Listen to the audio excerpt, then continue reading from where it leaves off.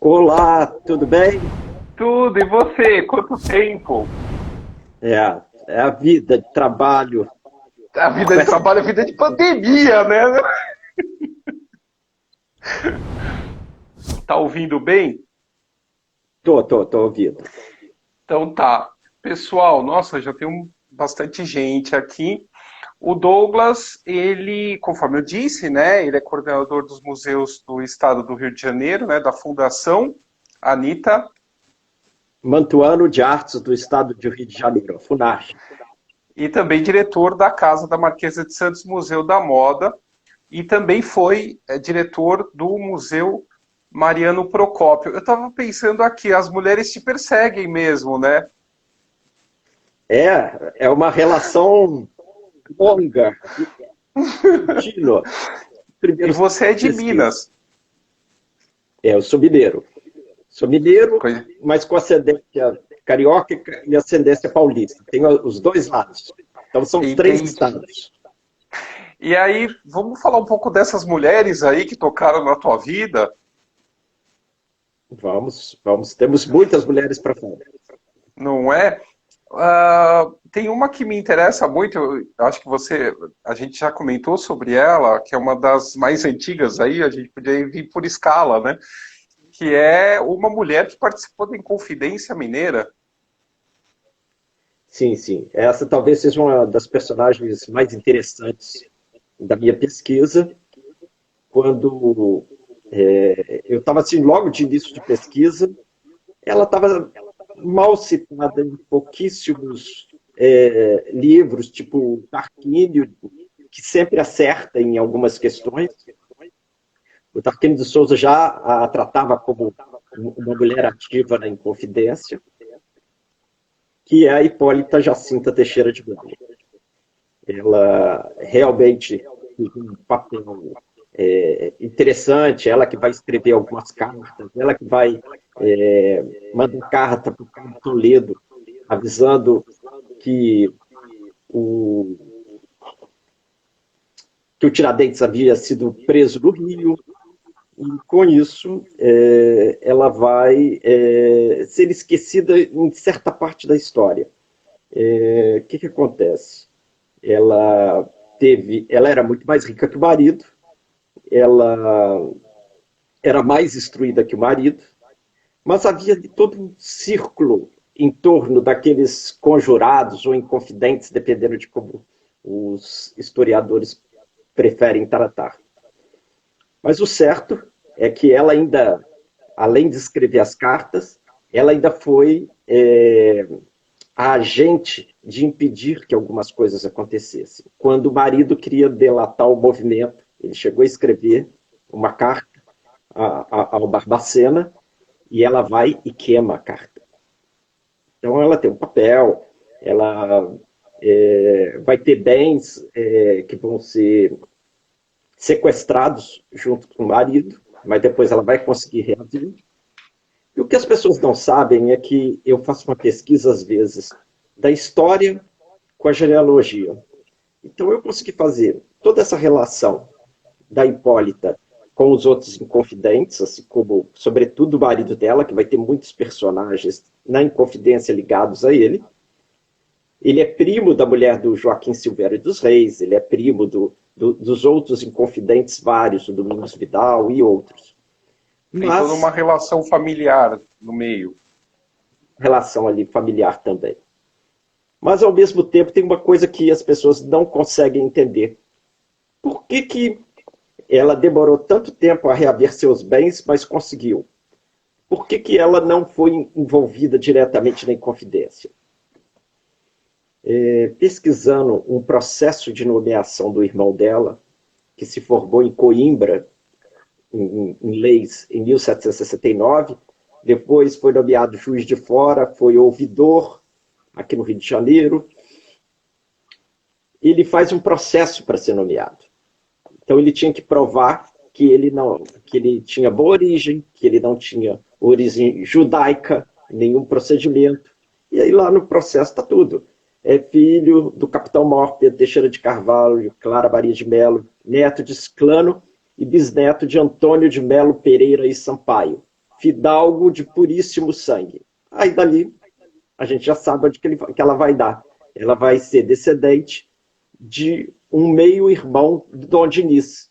Ou seja, ela tinha uma ascendência muito sangue importante. Então ela descende do Martim Afonso, meio-irmão do Dom Dinis, que era um conselheiro dele.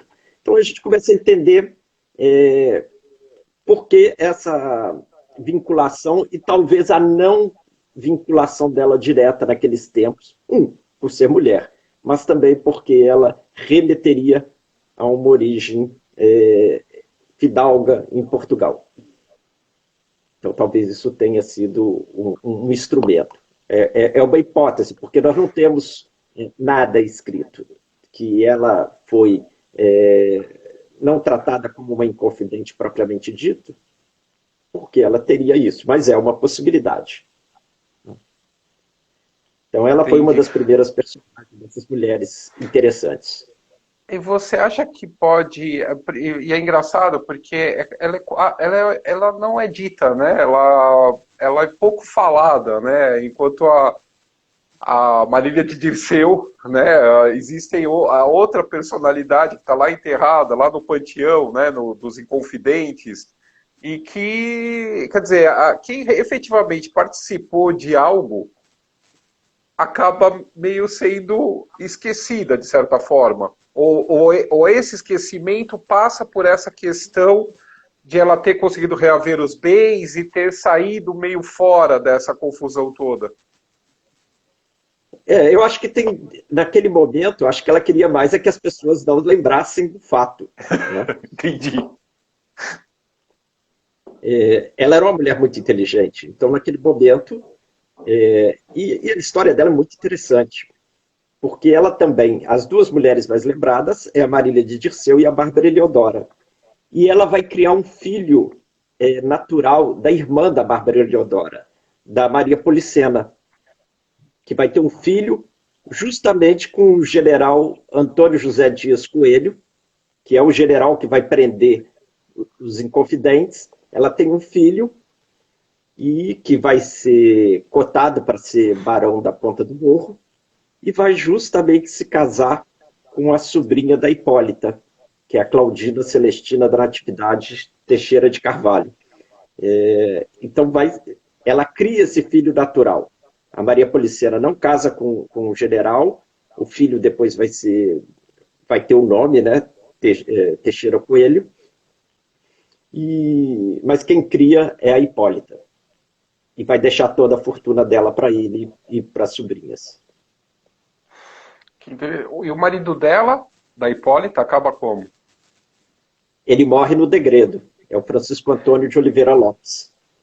Quer dizer, ela fica sozinha em Minas tocando as propriedades e o que restava ainda dos bens?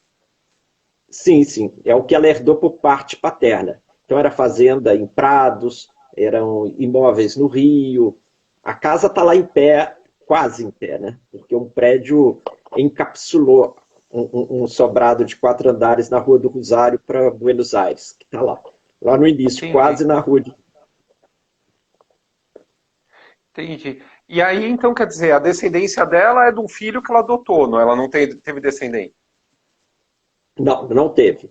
Nem o irmão dela, que era Capitão Mor, que foi ouvidor, juiz de fora. Ela vai ter descendente pelo irmão Pedro Teixeira de Carvalho, filho. Entendi. Isso é colateral. Né? Entendi. E como que você vê essa questão da participação dela no processo da Inconfidência Mineira? Olha, relevante? Não, é relevante. É relevante. A gente percebe também que ela tem algumas frases, por exemplo, em uma das cartas, que ela fala que, eu não sei se é um tom de precaução em relação ao Tiradentes, dando a entender que ele não tinha a mesma competência dos outros, porque ela fala que quem tem competência para as coisas não se meta nelas. Né? Quando o Tiradentes, ela manda para o padre Toledo.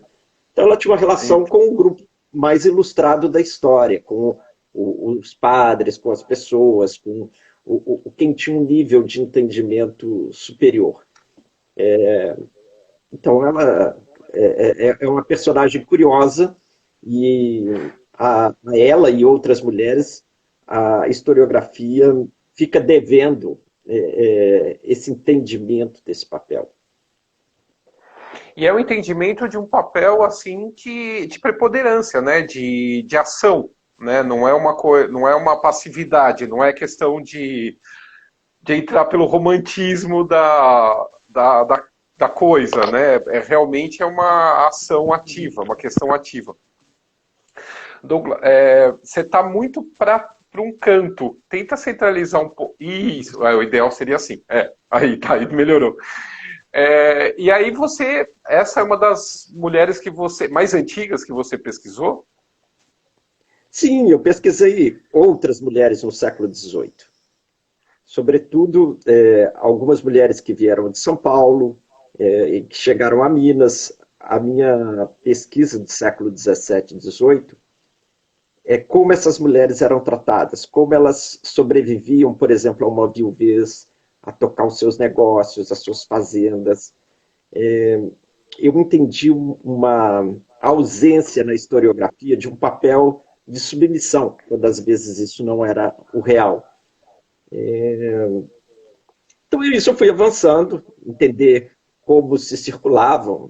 Você pensa que essas mulheres de bandeirantes ficavam em São Paulo tomando conta dos seus negócios. E a mesma coisa as descendentes desses bandeirantes que vieram para Minas, dessas grandes famílias, elas também, enquanto os maridos estavam viajando, elas estavam tocando seus negócios. Não era um papel tão irrelevante como se pensava.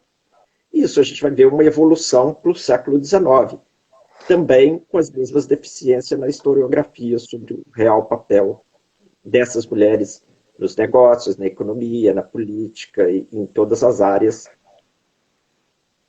E um dos museus que você foi diretor foi Mariano Procópio, né? E que lá tem uma mulher também que acaba quase eclipsando, né? O material que tem da Viscondessa de Cavalcante é interessante também. Você estudou ela? Sim, sim.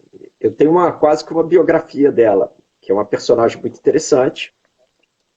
E começa já com a avó dela.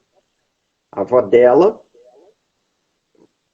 pelo lado materno, uma mulher que está separada do marido na década de 40, de 30, que é a bisavó, desculpa, a bisavó, que é a avó do Mariano Procópio, que é a Viscondessa sobrinha dele. Ela estava morando no Rio e ele na fazenda, em Minas. Ele vai ter 2 filhos fora do casamento, filhos naturais, e ela está lá, está aqui no Rio. Ela veio com a filha, em 37, e com os netos. Deixou o marido para lá.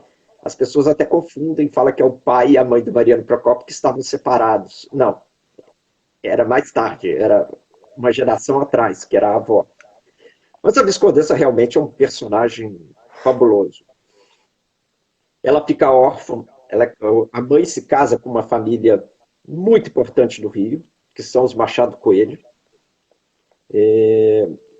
O marido está morando na Alemanha, eles trocam cartas de amor, falando do cotidiano, do que está acontecendo.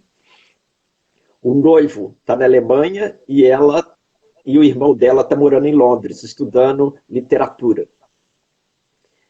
E a Viscondessa vai nascer logo depois do casamento, mas ela vai ficar órfã com 1 ano e meio de idade. A mãe dela ainda está grávida, tem ela e um irmão, que é um médico, que vai acompanhar Dom Pedro na viagem da Filadélfia, em 76. E a Viscondessa vai ter uma experiência, ela vai para a Europa, vai ficar um tempo na Europa. Em 67 ela vai à Exposição Universal de Paris, com o tio, com a mãe, com o padrasto, que é tio dela. E em 71 a mãe dela morre na Alemanha, em Bremen. E ela volta, tem toda uma trajetória da volta dela ao Brasil. E logo depois, ela é obrigada a casar com o Visconde Cavalcanti, a contragosto. Mas ela é obrigada porque o Visconde o futuro Visconde, o Diogo Velho Cavalcanti de Albuquerque, havia sido ministro e foi um homem muito importante nos negócios do tio. Então ela não teve jeito, se viu obrigada a casar. Ela se revoltou, como qualquer outra mulher, quando recebeu a notícia de que seria obrigada a casar. Como as próprias princesas, não sabiam com quem ia casar, como ia casar, o que a esperava. Mas ela teve a sabedoria, ou não sei como, ela transformou aquela repulsa ao Visconde numa relação de amizade. Tiveram 2 filhos, e ela viu nele algumas relações que ela já tinha experimentado em casa, como as coleções, a arte, a cultura. E, de uma certa forma, dali para frente, ela se impôs e se tornou um papel importante na relação das festas, das relações que ela constituiu em torno daquele casamento. E um pouco tempo depois, ela já como a mulher do que seria um chanceler brasileiro, né, que era o ministro dos Negócios Estrangeiros, uma casa que se recebia toda semana, os convidados estrangeiros, cultura, ela passou a ter um papel principal. As matérias, invariavelmente, começavam com o Visconde, e, ao final, todos os cronistas, todos os artistas, tratavam ela como a protagonista daquela história. Então, o Visconde passou a ser quase que um acessório. A matéria começava por ele, pelos cargos que exerceu, pela importância, mas se você ler a crônica toda, as cartas, ela passa a ter um papel de protagonista naquela história.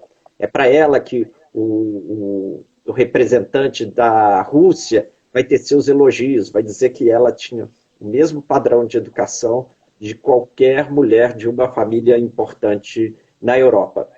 E é isso que vai acontecer. E ela vai saber aproveitar isso. Ela, logo que casa, ela vai para a Europa, vai para Paris, está grávida, a primeira filha nasce em Paris, e ela sempre vai ficar com aquele sentimento, ela gosta do Brasil, ela valoriza as coisas do Brasil, mas ela tem sempre a vontade de voltar a morar na Europa, o que vai acontecer efetivamente após a proclamação da República, no qual ela já estava em Paris, quando o marido é o presidente da Comissão da Exposição Universal de Paris, em 89. Dali ela já não volta, só vai voltar muito idosa, onde que ela vai residir os últimos anos no Brasil. E tem toda a questão do colecionismo dela, né? Sim, sim. Ela começa a colecionar com 4 anos de idade. Uau! Então a gente acredita que isso esteja vinculada às perdas, à morte do pai. Então ela vai começar com algumas pequenas coleções. Depois, mais tarde, ela vai adquirir algumas coleções que eram do espólio do tio e padrasto. Aí que vem o interesse dela pela fotografia. Ela vai ser fotógrafa. E ela vai adquirir todas as coleções de imagem desse tio e padrasto, dos meios-irmãos, dos 3 meios-irmãos. Então ela ali vai ampliando essas categorias de colecionismo. E aí junta com o Visconde, que pintava às escondidas, ele era um excelente pintor, mas ele falava que pintava às escondidas. Isso vai trazer um campo muito importante para a atuação dela no colecionismo. Eles parecem que vão construir essa relação ligada ao colecionismo e à arte de uma forma que vai fazer com que esse casamento se mantenha e que eles formem um casal muito interessante, apesar da diferença de idade. Dizem que não foi o amor dela, mas ela vai ter uma relação muito amistosa, de amizade com o Visconde. Depois ela vai, já morando em Paris, ela fica noiva, só que o noivo falece próximo ao casamento, que ela ia ficar noiva do Rodolfo, ela estava noiva do Rodolfo Dantas. Ele tinha ficado viúva, ela viúva, mas só que ele falece em 1902. E o Visconde Cavalcanti faleceu muito antes. Ele faleceu no final da década de 90. Ele estava Tá. em Paris, mas veio falecer. Ele quis morrer no Brasil, em Juiz de Fora, na casa onde Ah, eles residiram, que é hoje o Museu Mariano Procópio. Eles entendi. alugam em 74. E ela tem uma coleção, ela publicou um livro, não foi? Sobre uma coleção dela. Sim, sim. Na Exposição Universal, ela publicou um livro da coleção de medalhas e moedas, isso em 1889. Depois ela vai fazer uma edição ampliada e revista em 1910, em Paris também, uma edição publicada em Paris. E ela deixou várias coleções. Na própria exposição, ela apresentou outras coleções de cristais, de outros objetos. Então, ela tinha vários itens.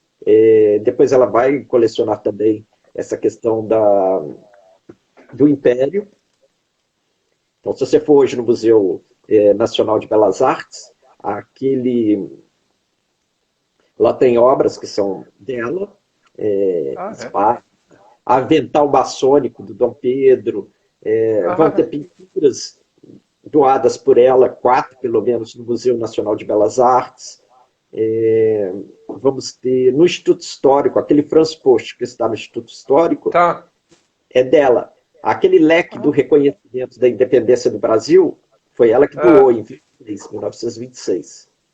Ou seja, ela nossa, tem que um interessante. papel nas pesquisas dos índios, ela vai expor junto com na exposição de 1882 do Museu Nacional, ela está lá expondo e ela está corrigindo as informações que estão no guia. Então ela é uma mulher que vai aos poucos aprimorando as informações sobre várias áreas da cultura brasileira. Uma Eu delas sobre cheguei a ver dela uma coisa que aparentemente eu acho que ela não terminou, que são as fichas que ela começou a fazer um dicionário de mulheres do Brasil. Isso está no IHGB. não, é um dicionário biográfico brasileiro. Ela Mas começou. o que me interessou, o meu recorte do dicionário dela foi das mulheres, porque eu queria ver como que ela via as mulheres da. E ela foi muito boa, ela foi muito boazinha com a Marquesa de Santos. Eu achei muito interessante o modo como ela pega muito leve com a Marquesa de Santos. Ela foi muito educada, aliás. E é só um complemento, eu faço parte do Instituto Histórico e Geográfico de São Paulo, e ela foi membro correspondente aqui do IHGSP. E Sim, ela foi com esse livro. Ela doou o livro e aí colocaram ela como membro. Ela foi um dos primeiros membros do Instituto Histórico feminino, né? Do Instituto Histórico e Geográfico de São Paulo. ela tinha uma dificuldade, ela só podia ser um membro correspondente porque ela não morava no Brasil. Ela morava primeiro em Paris e depois de algum tempo ela também morou na Suíça. Por quê? Então ela, principalmente porque os filhos estavam na Europa. Um filho era engenheiro, que morre em 1914, e a filha morre em 1916. Foi casada 2 vezes, a primeira com um banqueiro e depois se divorciou e casou com um diplomata. Então ela não tem descendência. E a Condessa, ela morre quando? A A Viscondessa. 46, 1946. Ela foi a última titular do Império a falecer. Uau, e ela sobreviveu aos filhos também, então.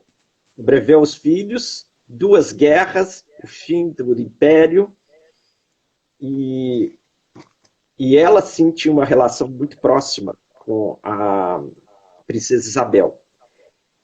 Tem um dado interessante que nas missas de sétimo dia, Quem se Aproveita cerca... que a Fátima está online aí. Eu vi que ela entrou, a Fátima Argon, que não pôde estar aqui conosco hoje porque está com dor de garganta. Vai estar no domingo que vem. É uma história muito interessante a relação dela com a princesa Isabel, que eles se mantêm lá acompanhando eles no exílio, eles já estavam lá.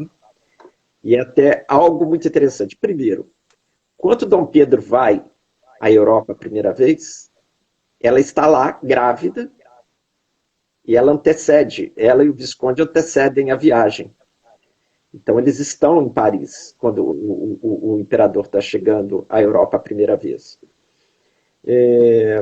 Eles estão lá, lógico, em 89, mas o que a gente vê, a proximidade, são as relações, os presentes de casamento, o que foi dado de presente, quando... mas essa relação era recíproca. A princesa Isabel e o Conde D vão se sentar com ela na primeira fila, no mesmo banco, para receber os pêsames, tanto na morte do Fernando, quanto da filha da Estela, em 16. Quem está na igreja com ela, sentada com ela, no mesmo banco, recebendo os pêsames, é o Conde D e a princesa Isabel, que é um sinal que essa relação era importante. E a Condessa de Paris conta, ela chama a Condessa Viscondessa de Paris, a neta da princesa Isabel e do Conde D. Em uma certa época vai se fazer um retrato da Condessa de Paris com vestido azul. Quem ajuda e quem vai fazer o cenário para essa pintura é a Viscondessa de Cavalcante. E a própria Condessa poxa um pouco que a casa parecia da Viscondessa parecia um memorial ao Império. Devia ser a casa que estava aqui no Rio de Janeiro, quando ela foi fazer uma viagem ao Rio. Então, ela morava em Paris, mas tinha aqui parte das suas coleções. Parte das coleções ela tinha em Paris, mas outra ficou aqui no Rio de Janeiro. Parte da coleção foi vendida também para museus europeus, como os objetos indígenas que estão no Museu de Leiden e em outras instituições. Quando ela volta com o Visconde, porque ele vem morrer no Brasil, ela faz uma venda de parte das coleções etnográficas que estão nesses museus europeus. Né? Então, mas é uma história muito interessante, é uma relação curiosa, mas era uma personagem que fascinou todo mundo, de Machado a Muros, então tem melodias a ela, poesias a ela, cartas, ou seja, era uma personagem que certamente nós ficaríamos fascinados de conhecer pessoalmente. Entendi. Agora, estão perguntando aqui, uma das coisas que perguntaram que você estava falando antes da fazendeira, né, que participou da Inconfidência, perguntaram se você sabe alguma coisa sobre a pretensa filha do Tiradentes, se você se deparou com uma filha que o Tiradentes teve. Olha, o que eu sei é só os relatos dos historiadores, que é uma filha natural também. Aliás, nós temos que perder essa questão de que filho natural era mal visto. Não, filho natural era uma quase realidade. Uma grande parte das mulheres tinham filhos naturais, inclusive na elite. Eram muitos filhos naturais. Se você pegar um livro do Engenho Velho, na primeira metade do século XIX, metade lá são filhos de pais incógnitos, filhos naturais, ou seja, expostos. Era muito maior. E não era só filho, não era só filho de pobre. Pelo contrário.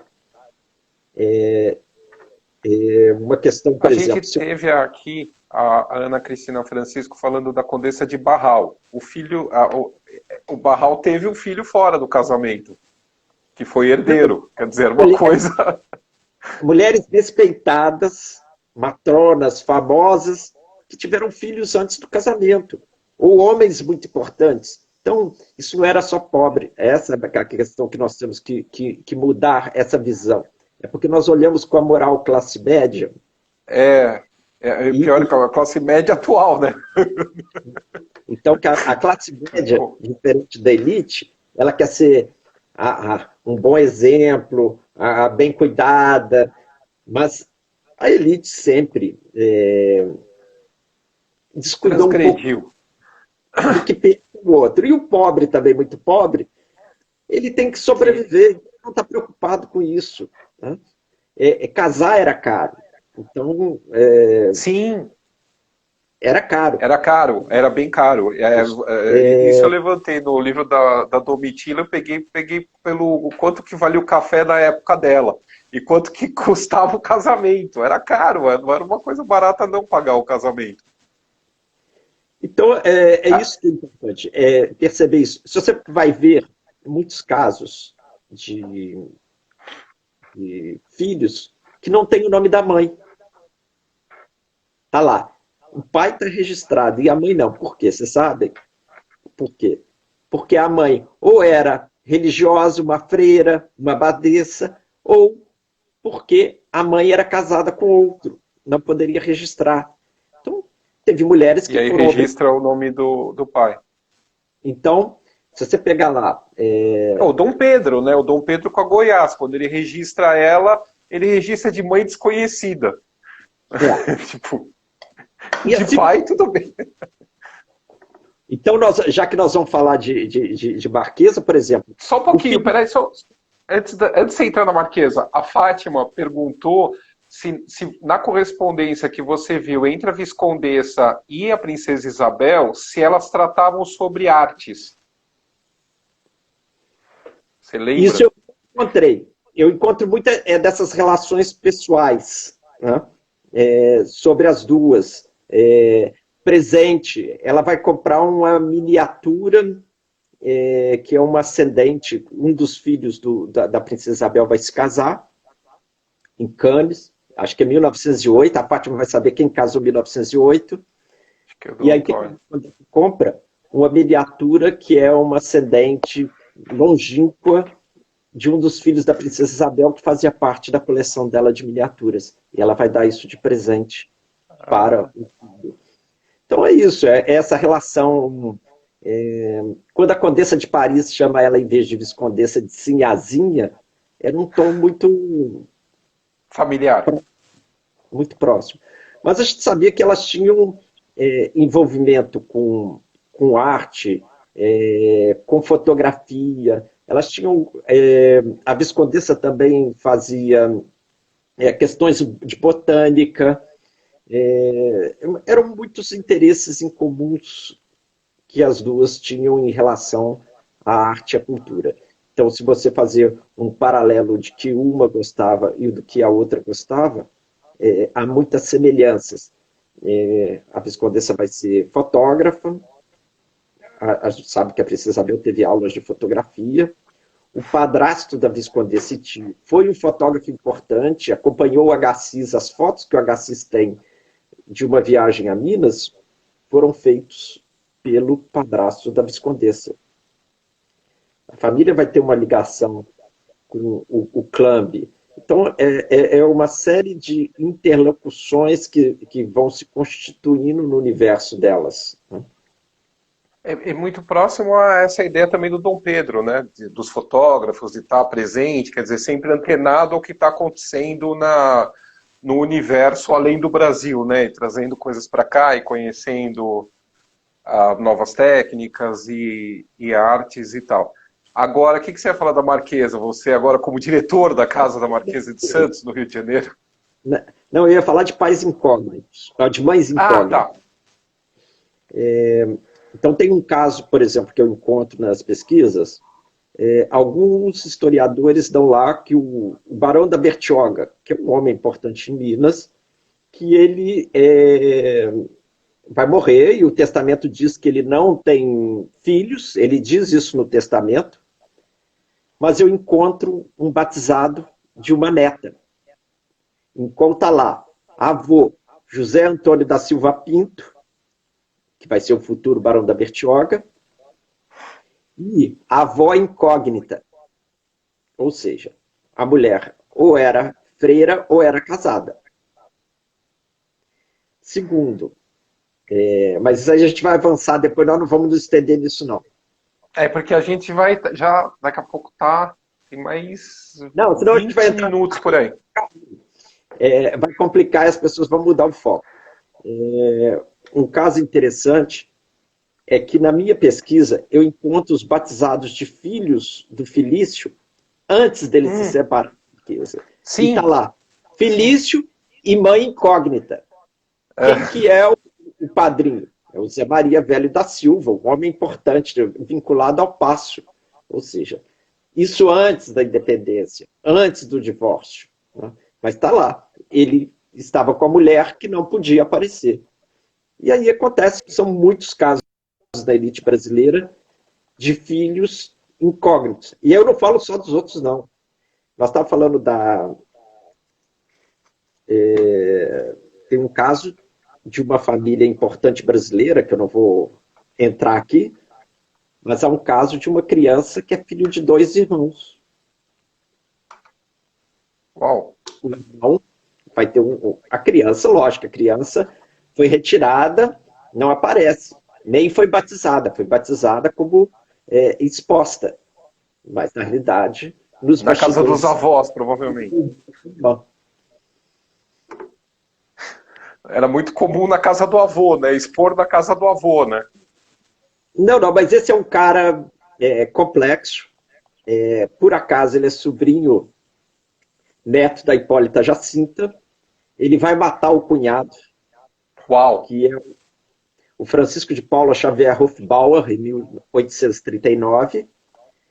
E ele vai vai engravidar a irmã também, uma das irmãs. Mas ele é um sujeito complexo, que tinha um mau gênio, etc. Mas era um homem da elite brasileira. Né? Então aquilo Eu, tudo foi ocupado. eu brinquei disso porque a última filha, eu falei de expor na casa dos avós, né? A última filha que a Marquesa tem, a Marquesa de Santos tem do Dom Pedro, nasce em São Paulo. E aí ela coloca de pai e mãe incógnitos exposta na casa da Viscondessa de Castro, que era a mãe da Marquesa de Santos. Então ela não registra a filha e coloca ela como exposta na casa da mãe. Exatamente. Então o Os casos, padre Feijó também, ele é exposto na casa da família que vai criar ele, que são Camargo, da família Camargo, se não me engano, mas ele é, na verdade, filho de uma Camargo, daquela casa, aonde ele foi exposto. Então acabava ficando próximo a esse núcleo familiar. então é isso que a gente tem que mostrar para as pessoas para o entendimento do que é o século XVIII e o XIX. A vida era completamente diferente. A informação não circulava. Imagina se nós Não. tivéssemos Facebook, redes sociais naquela época, para todos os podres, todos os escândalos que aconteciam. Não, aquilo era, dependendo da família, aquilo era escondido, você podia mandar sua filha grávida para a fazenda, a criança ser separada, ela voltar como se nada tivesse acontecido.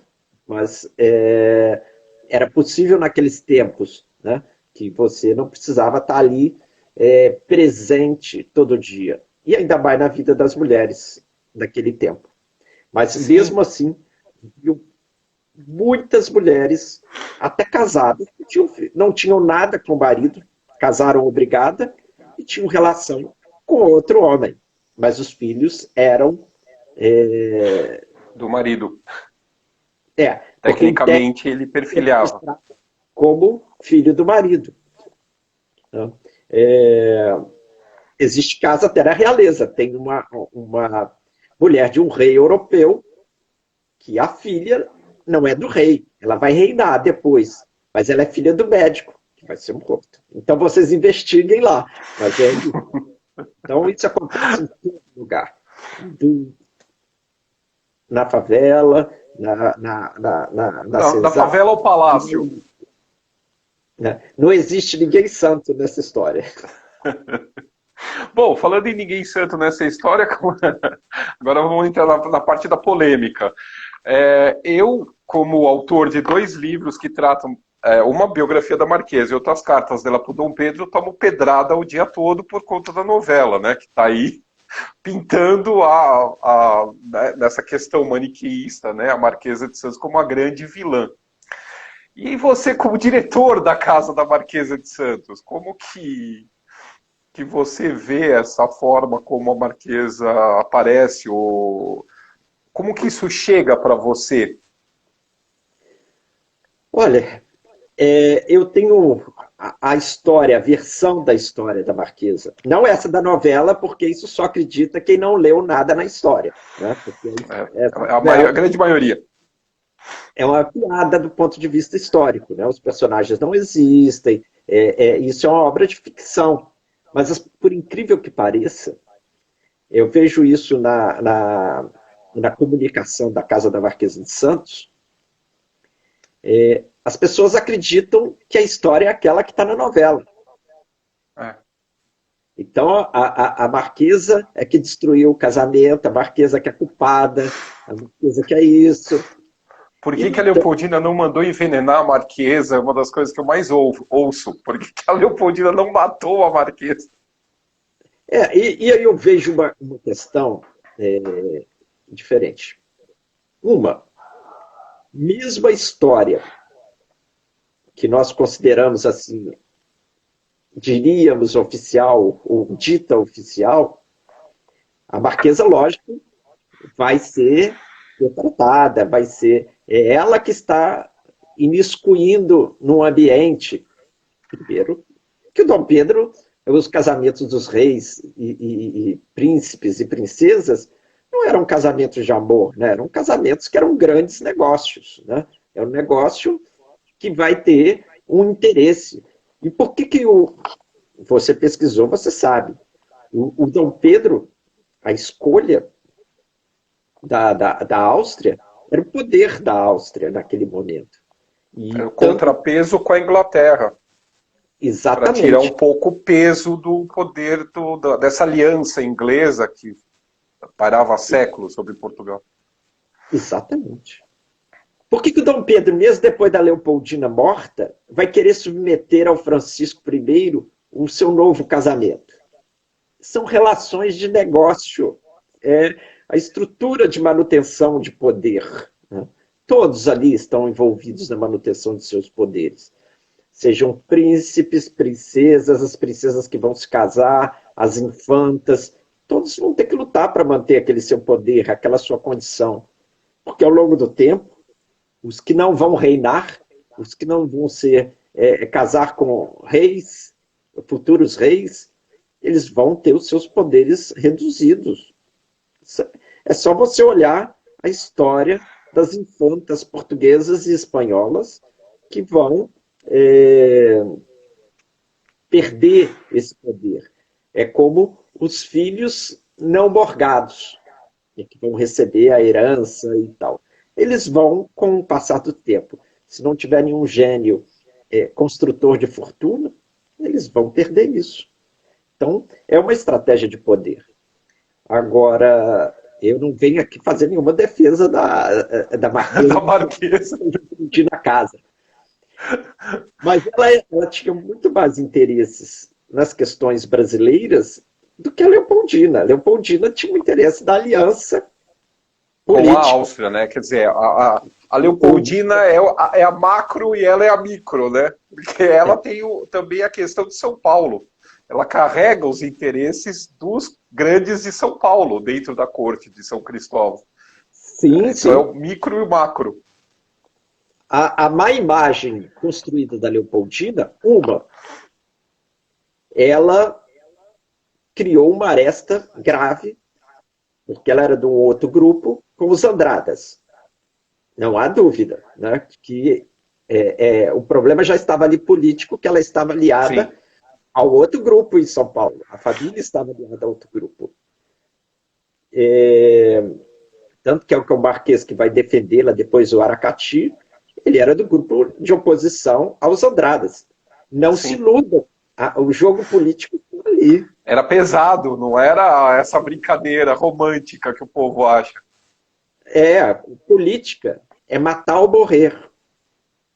Ou você ganha a eleição, ou você se torna ministro, ou você se torna prefeito, ou qualquer atividade política é uma escolha. Então você tem que matar ou morrer. Assim, no sentido da sua continuidade na política. E os Andradas viam nela um incômodo, ela estava aliada aos adversários, né, deles na capital paulista. Além Francisco disso, Inácio de Souza Queiroz, tem a Bernarda do Francisco Inácio, que aí já nasce essa ruptura, explode essa ruptura em São Paulo, e é por isso que o Dom Pedro vem para São Paulo em agosto para pacificar a cidade. Então o Oinhausen, né, que é o futuro Aracati, né, o Marquês de Aracati, ele era do grupo do Souza Queiroz, junto com a família da Domitila. A gente vê a assinatura do pai dela, do genro, porque o pai da Marquesa teve uma filha fora do casamento também. Sim. E aí aí diz a lenda familiar que a futura Marquesa teria ido se encontrar com o Dom Pedro para tentar intervir por conta dessa meia-irmã. Isso é coisa familiar, né, que rola entre a família. Então, quer dizer, essa turma já estava contra os Andradas. Quer dizer, quando ela vai para o Rio, ela está representando, obviamente, essa turma. Né? Não é uma coisa inocente, romântica, como o pessoal pinta. Uma outra coisa muito interessante sobre a Marquesa, que as pessoas não percebem, como eu alio a história com a genealogia, a Marquesa não casa com o Felício por acaso. Ela casa com o Felício porque o Felício é descendente de paulistas, de muitos paulistas. A Marquesa é aparentada com os Garcia Betim. O Felício é descendente da Maria Garcia Betim, mulher do Fernão Dias Pais Leme. É o quinto avô dele. Ele descende dessa gente. Ele vai descender dos Hortas. Ele tem muito mais origem paulista do que a origem de Pito Coelho. Né? Então não é um casamento às idas do Felício, tem a ver com a própria relação familiar da mãe dele com São Paulo, com as avós, bisavós, ou seja, ele está estritamente vinculado às grandes famílias e antigas famílias também de São Paulo. Então tem essa relação construída. E eu acho que é preciso entender sobre esses aspectos. Da mesma forma, das questões da Leopoldina com a Áustria, que era natural. Como é natural, na Inconfidência, nós hoje dizemos que o Joaquim Silvério dos Reis é traidor. Ele é traidor de quem? Ele era português. Ele traiu a família no movimento e delatou. Mas, na prática, ele era um português. Né? Assim como um parente do marido da Hipólita e parente da mulher do Joaquim Silvério dos Reis, que chamava-se Francisco Nunes de Campos. Ele foi o tesoureiro da derrama. Ele, por acaso, é ascendente dos meus sobrinhos. Aí eu falo com eles assim, ó, não diga isso, mas quem fez a derrama foi o seu ascendente lá, o Francisco Nunes de Campos, que era casado com a Inácia Barbosa de Matos Coutinho, ela, sim, brasileira, carioca, mas ele era o tesoureiro da derrama. Então a família, a interlocução daquela família com o poder, um está defendendo a Inconfidência e o outro é o tesoureiro da derrama. Ou seja, a relação é complexa, não é tão simplista como as pessoas pensam. E se você não constrói essa técnica, essa metodologia que eu tenho de pesquisar alguns microcampos da história, aliada com a genealogia, isso me possibilita entender melhor essa relação. É assim que eu fiz com a Viscondessa de Cavalcante, é assim que eu fiz com algumas artistas, por exemplo. Eu estou trabalhando com a Abigail de Andrade. Eu fiz toda a genealogia dela. Então eu entendo porque ela estava lá na Exposição Universal de Paris. Mas se eu não fizesse a genealogia dela, eu não entenderia. Poderia pensar que o prestígio era do Agostini. Não, nada a ver. O Agostini era um teudo e manteúdo dela. Né? Ela que era a dona do dinheiro. Né? Ela que tinha prestígio para ir morar na Europa uma temporada. Então, mas isso só se consegue compreendendo melhor o ambiente. As relações familiares. Né? Agora, voltando à Marquesa, o que é muito interessante, além da história das mulheres, eu pesquiso também a história das casas. O que aquelas casas, qual o papel daquelas casas, onde as pessoas moravam, por que aquela casa foi construída, como ela foi construída. E aí sim, tem uma história super interessante sobre a casa, o papel da casa, que foi um objeto de uma pesquisa que eu desenvolvi, com o sentido de trabalhar com as mulheres na inconfidência, na independência, porque a gente fica pensando que o papel esteve restrito à Leopoldina, não. Muitas mulheres que não aparecem da história brasileira, mas que tiveram um papel importante em todo o movimento da Inconfidência. Porque a Inconfidência não se deu com grito no 7 de setembro. A Inconfidência foi conquistada após. Né? A independência. Você tá com os mineiros na cabeça. Desculpa. A independência. A independência se deu depois de 22. Foi um longo processo, guerras. E nisso teve mulheres fabulosas. As mulheres na Bahia defendendo. Aí você vai ter Maria Quitéria, você vai ter em Minas. Joana Angélica. Sim, então tem muitas, além da Leopoldina, além de Sim. Marquesa, atuando nessa Inconfidência. São justamente essas mulheres invisibilizadas pela história o meu interesse.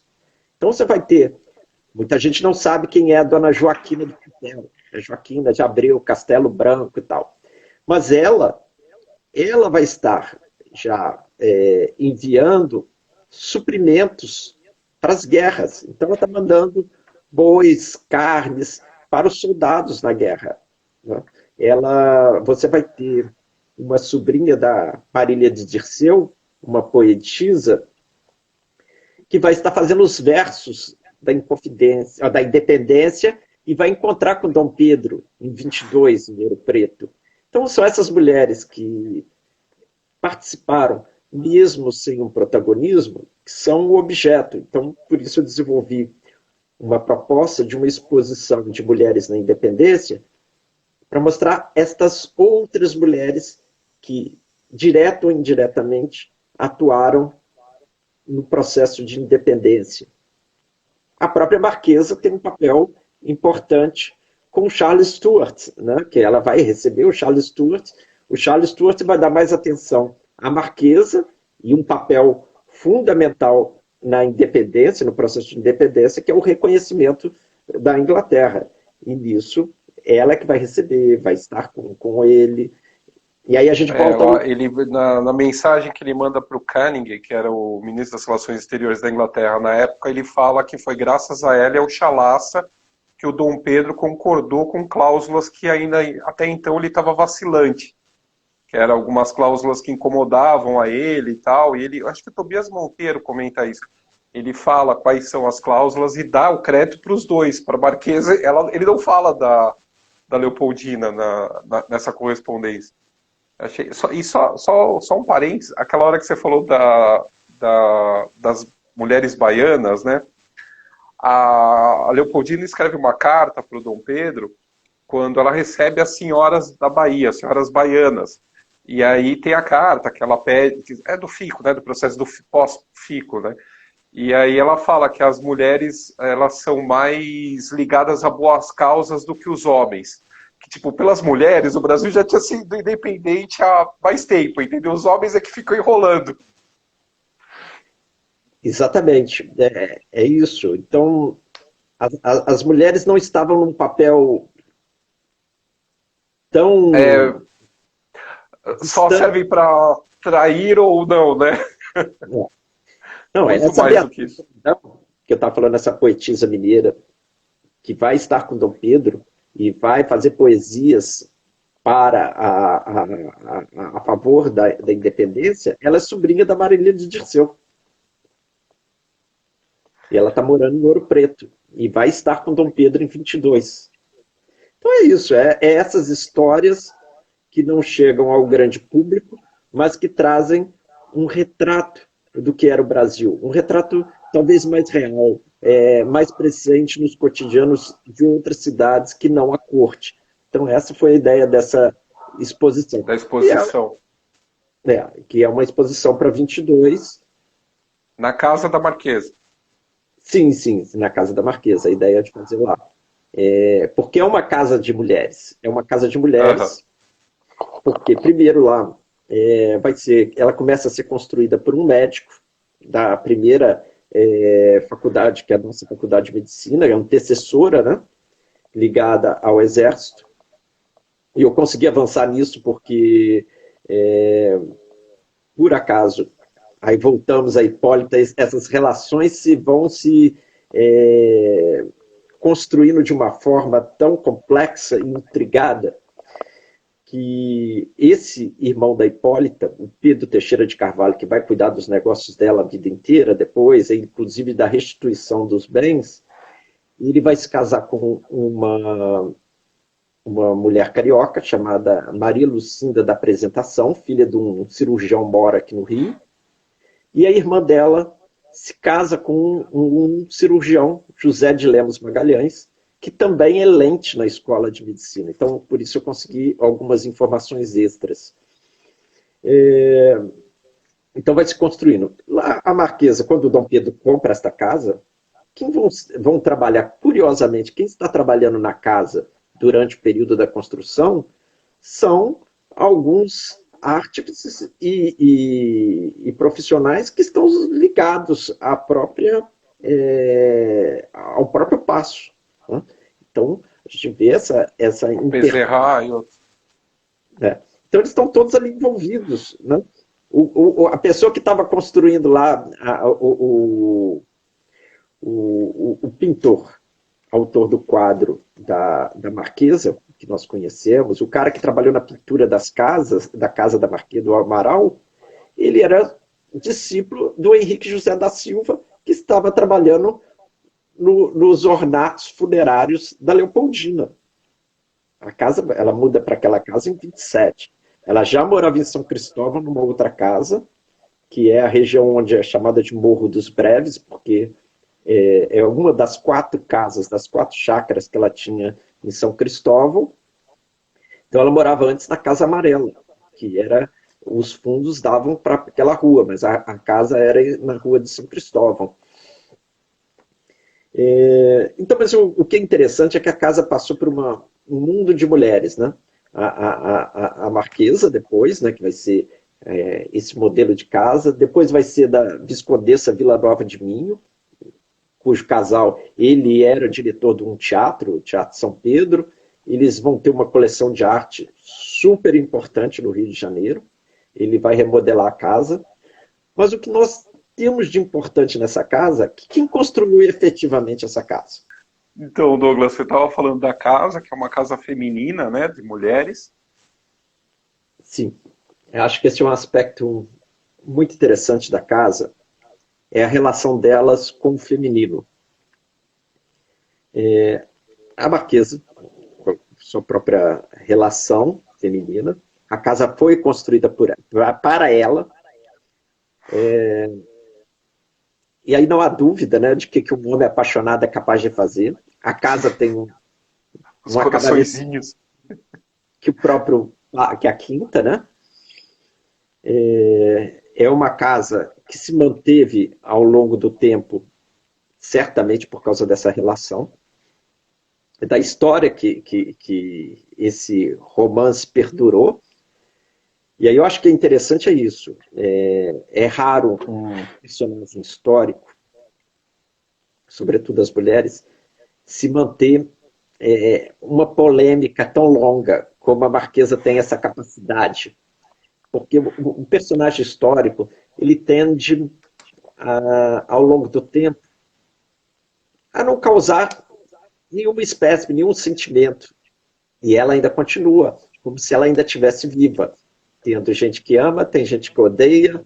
É, É que ela já entrou pro imaginário coletivo, né? Eu acho que é um dos casos raros. mais...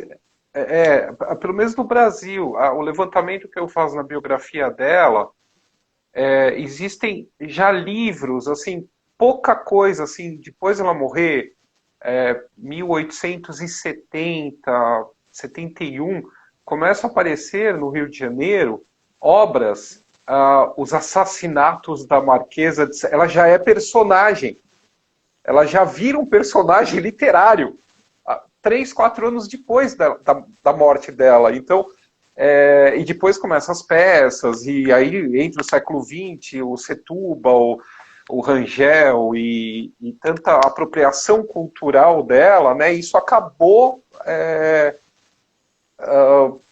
colocando ela sempre em evidência, eu acho, pelo meio cultural, de alguma maneira, na cabeça das pessoas.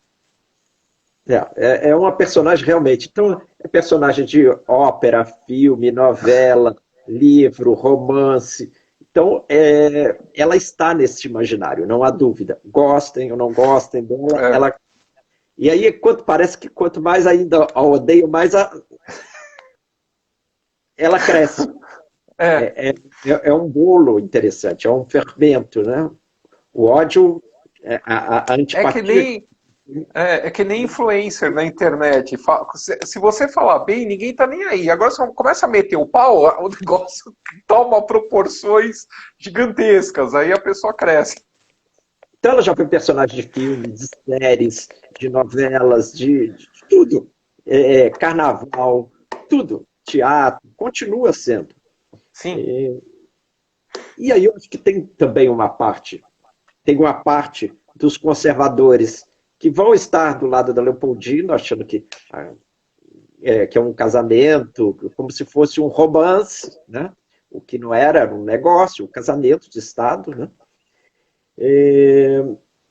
Mas o que a Marquesa foi desconstruída no passado, sobretudo, eu acredito, que era a intriga política, né? Tem coisas Sim. ali que foram construídas depois. Por exemplo, aquela carta que falam que a Leopoldina ditou para a Marquesa de De Aguiar, Aguiar. fraude, né?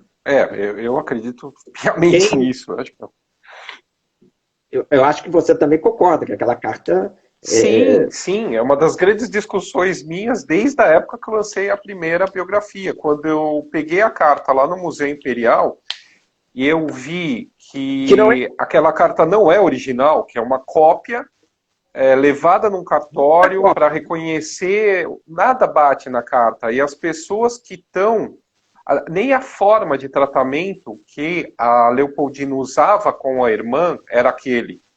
Ela trata como vós, ela tratava como tu. Quem escreveu imaginava, até quem falsificou a carta não teve o cuidado de imaginar como seria a relação entre as duas irmãs. E todas as pessoas que assinam como testemunhas, o Cadolino, o Flair e outras, era todo mundo que tinha dívida ainda com a Leopoldina quando ela morreu. Então aquela carta é uma grande confissão de dívida, que ela fala para o pai pagar o que o Marechal sabe para quem que ela deve, que não sei o que e tal. Para mim aquilo é totalmente fraudado, aquela carta. Isso é após a morte do Dom Pedro, aquela carta, né? Sim, Ninguém ela sabe. aparece em 34 no Rio de Janeiro. E uma cópia, né? Porque o original a gente não sabe se existiu, Não. né? É. Eu já encontrei em outros casos de cartas fraudadas. Cartas para bobagem, para dizer que um cara era fundador da cidade que escreveu a fulana. Mas a gente só conhece a cópia. Então, É. confiai sempre dessas cartas. E É. nós vimos, nós sabemos depois do processo de análise dos restos mortais da Leopoldina, que o que levava a entender que ela tivesse sofrido algum maltrato físico. Atentado, horroroso atentado, que é a causa da minha morte. Eu conheço a carta de cor e salteado. também não bate com o tal do horroroso atentado que matou ela, que foi o Pedro que cai por terra na questão da exumação. É. Então é isso. A Marquesa tem esses dois problemas. Ela desagradou o poder constituído, né? Quem mandava e não mandava. A gente não sabe se ela realmente tinha esse poder todo, o que eu não acredito, mas a história, a versão propalada era o interesse. E, de certa forma, isso constituiu num grupo adversário. Grupo, há quem diga que se nós fôssemos hoje, o Dom João fosse casar o Dom Pedro hoje, você acha que o Dom João casaria o Dom Pedro hoje com a filha do imperador da Áustria ou com a filha do Trump? Não me responda. Com a filha do Trump, óbvio. Claro. Então foi isso. Se fosse hoje, talvez o Dom João casaria com a filha do Trump, que seriam negócios mais interessantes para o Brasil, os negócios, como o Brasil poderia se firmar, o Brasil ou Portugal. Então, acho que é isso. Mas voltando à casa, a casa foi e é, talvez, a única casa construída pelo Dom Pedro no Rio de Janeiro. Ele escolheu os arquitetos, os mestres de obra, os personagens. Agora, mas todo mundo sabe que o Dom Pedro comprou essa e outras casas da Marquesa, eram 4 imóveis, por 200, acho que foi 290 contos de réis, que se tem dúvida se ele pagou a Marquesa tudo que devia. Não pagou, tanto que na época da regência, quando entra o pai do Duque de Caxias, ela vai atrás dele, ela já em São Paulo, né, em 31, ela vai atrás da regência para ver se consegue fazer com que seja pago, com que o que o Dom Pedro deixou ainda no Brasil, que tinha que ser mandado para a Europa, ela conseguisse reter algo para a dívida das promissórias que ele tinha dado para ela e não tinha pago tudo. Então ela não recebeu o dinheiro todo. Tudo não. Que tinha direito, que era da venda. O Dom Pedro compra esta casa, e aí que vem o mais interessante. Embora os autores digam que não, ou que ela realmente não morou, mas a casa, logo em seguida, a partir do dia da chegada da Maria II ao Brasil, ali se torna a residência oficial da Maria II. Mesmo que ela não tenha ficado na casa, mas ali foi e passou a ser denominado Palácio da Rainha. É assim que o Dom Pedro trata a casa até 34. A casa era dele, mas ali era a legação de Portugal no Brasil, ou seja, ali era a representação da Maria II. Tanto é que nós já vamos estar sobre a influência da política liberal e vão ter ataques fortíssimos ao primeiro beijamão que a Maria II vai receber no Brasil, vai ser na casa. Eu tenho a data exata disso tudo. E os liberais ficam furiosos que aquilo, para eles, não importava se a Maria II nasceu no Brasil, mas ali ela estava no Brasil como uma rainha de um país estrangeiro. Aquilo significava um ataque para os liberais, um ataque à soberania. Uma rainha estrangeira promoveu um beijamão, porque sendo ela menor ou não menor, era a rainha estrangeira que estava recebendo um beijamão em terras brasileiras. Que não era mais uma colônia, não era mais vinculada a Portugal. Então, os liberais vão ficar furiosos. O próprio Muniz Bandeira, eu achei numa obra dele que está na Áustria, inclusive, ele falando dessa situação, desse afronto que os liberais consideravam essa situação da Maria II. Então ela vai ficar 2 anos lá, o palácio passa a ser o solar da Marquesa, ele passa a ser conhecido como Palácio da Rainha. O Dom Pedro vai entrar no inventário dele, ele vai oferecer esse palácio à venda. Ele depois, esses bens vão ser leiloados, que estão no palácio, isso vai para o inventário, fica com a viúva, e aí só depois, no final da década de 40, que vai ser adquirido pelo Vila Nova do Minho, que é esse barão e depois visconde Vila Nova do Minho.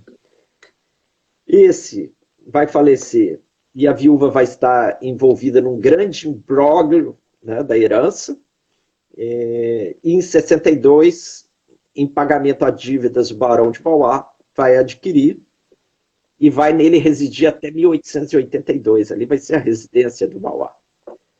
Então, depois vamos ter o leilão do mobiliário, dos bens da casa. Depois isso vai ser comprado em 82 pelo Barão de Guararema, cuja baronesa é uma personagem muito interessante, é uma mecenas, é uma pintora, e é o meu interesse também. Ela que vai financiar a carreira do Visconde.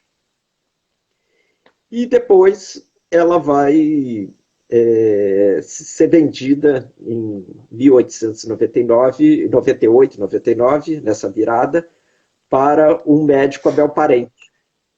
Mas essa baronesa, ela vai se mudar para Copacabana, a Guararema. Mas o velório dela, em janeiro de 99, acontece na casa. Ah. Sim. Ela tinha uma relação muito afetuosa com esse médico italiano Abel Parente. Ela deixa ele como herdeiro de uma quantia.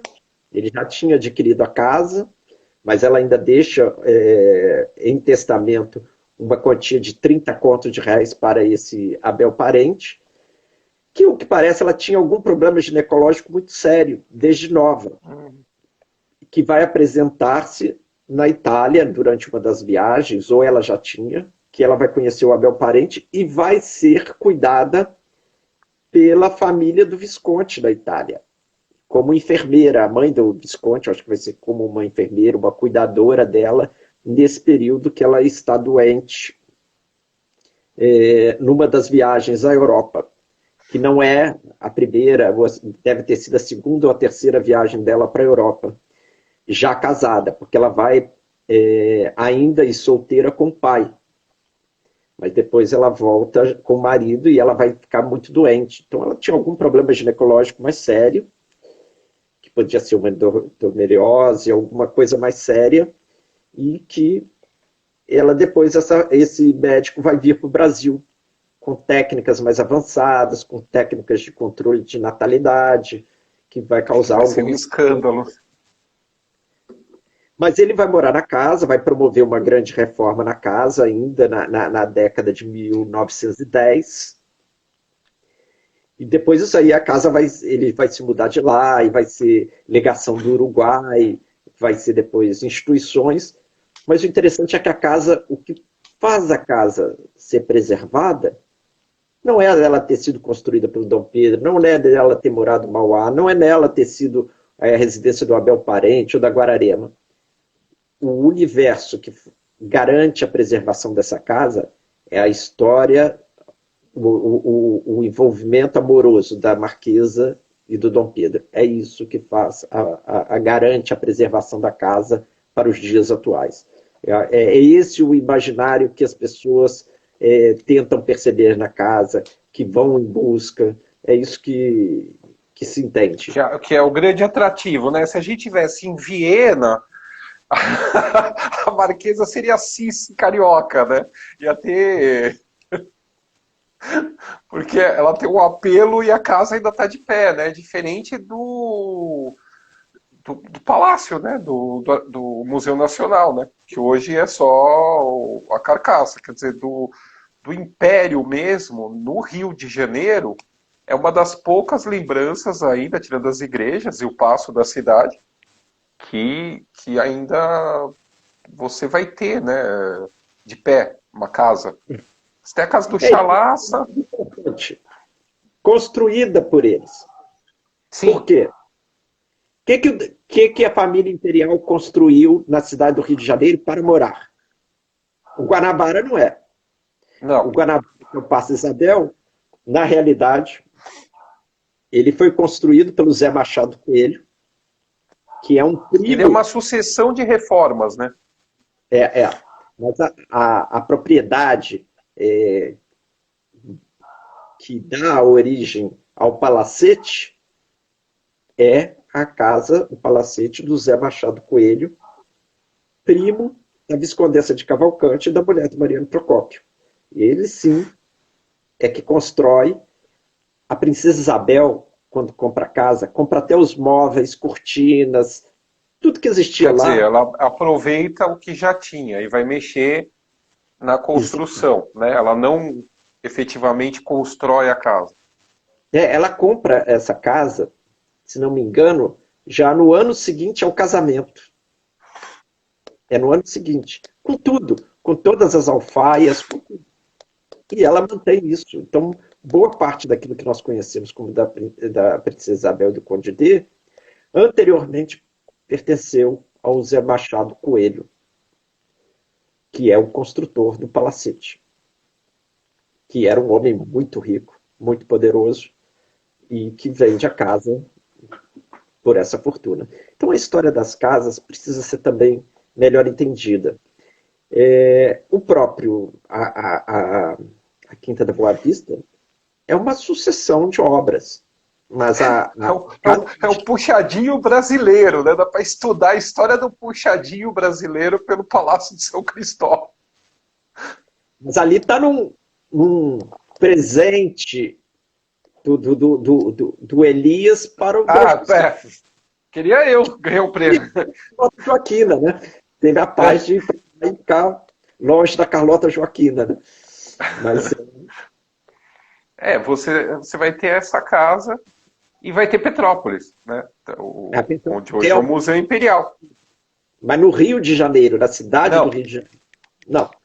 A casa que o Dom Pedro construiu, imprimiu o seu gosto, por mais que ele dissesse que era a Marquesa, é a casa da Marquesa. Tanto é que as escolhas dos profissionais que atuaram na casa são escolhas deles, são pessoas que trabalhavam para ele no palácio.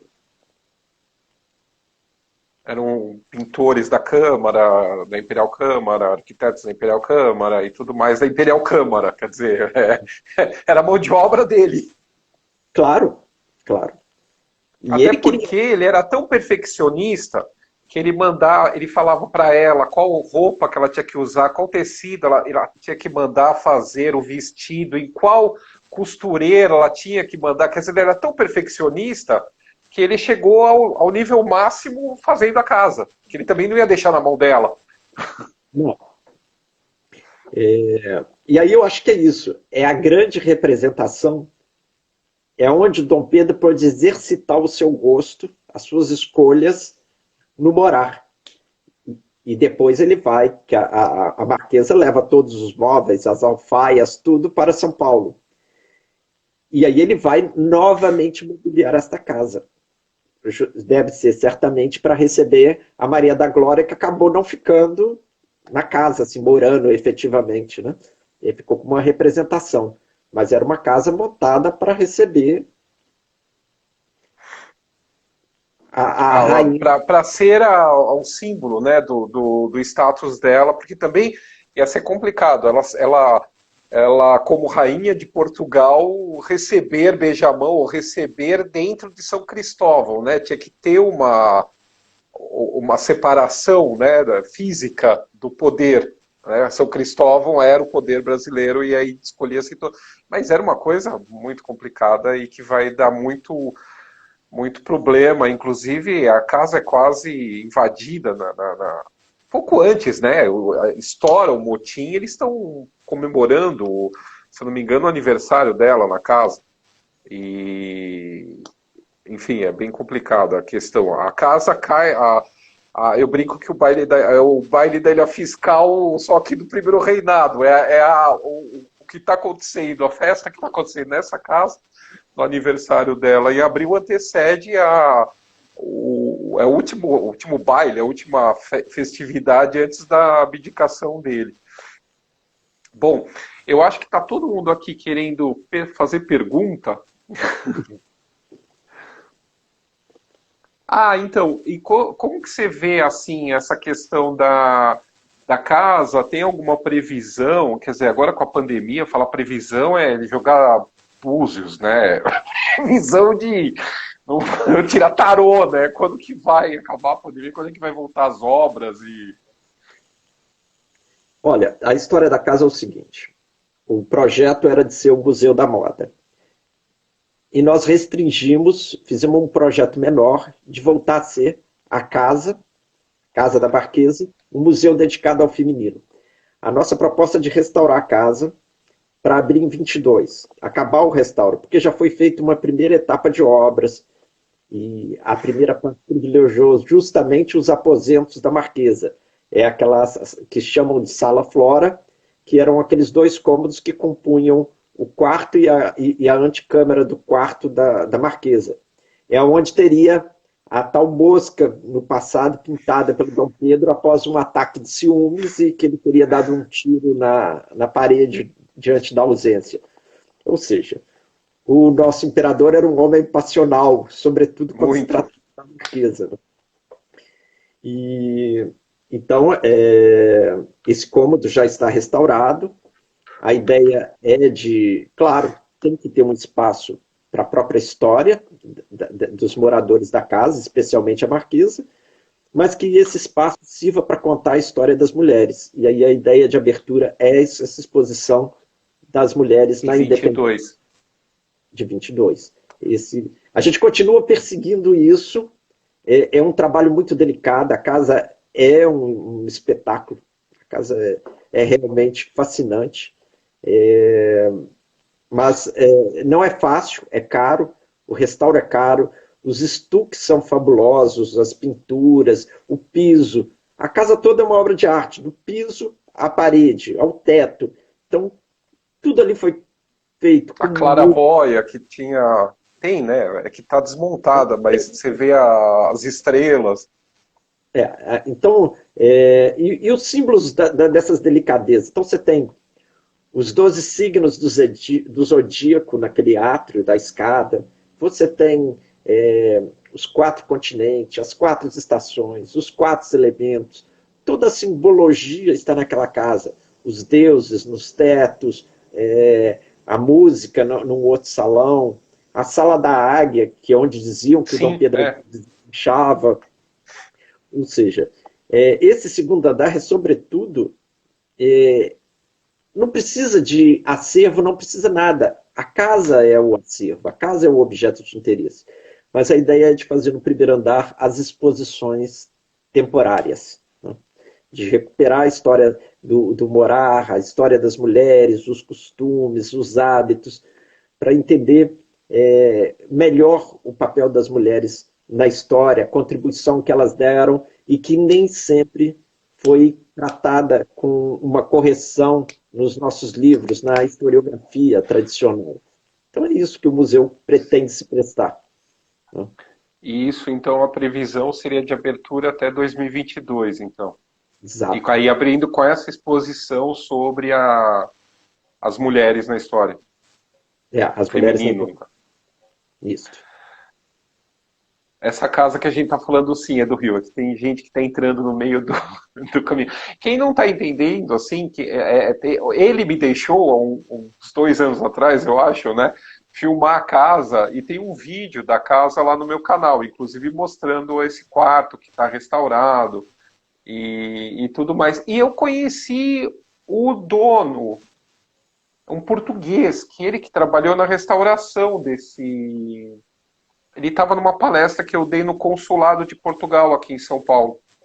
E ele me deixa o cartão, eu tenho que lembrar o nome dele, mas é o pessoal da equipe dele que trabalhou nessa restauração. Ele comentou comigo, levou os netos, porque ele achava que os netos tinham que saber que era o Dom Pedro. Então ele levou os netos no consulado para me conhecer e para ouvir a palestra.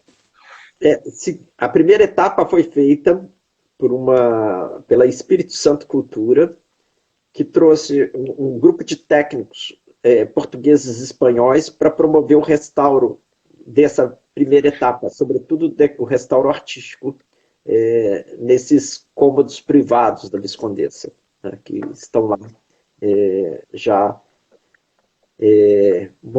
com todo o seu esplendor. É um quarto que tem todas as representações da flora, da fauna, das É lindo pedras. aquele quarto. Muito interessante. E que dá para São Cristóvão, né? Que é provavelmente ele via o que tá. Que ele controlava, que o imperador controlava se ela estava Por com a luz mim. acesa, se ela ia dormir cedo, se não ia dormir. Ele era insuportável. É, então, estão falando que não, estão perguntando se não haverá mais o Museu do Primeiro Reinado na casa, que antigamente funcionava o Museu do Primeiro Reinado. Não, o Museu do Primeiro Reinado foi extinto em 2015 por um decreto anterior ao período. Eu só fui para lá no final de Ele não tem 17. culpa. Né?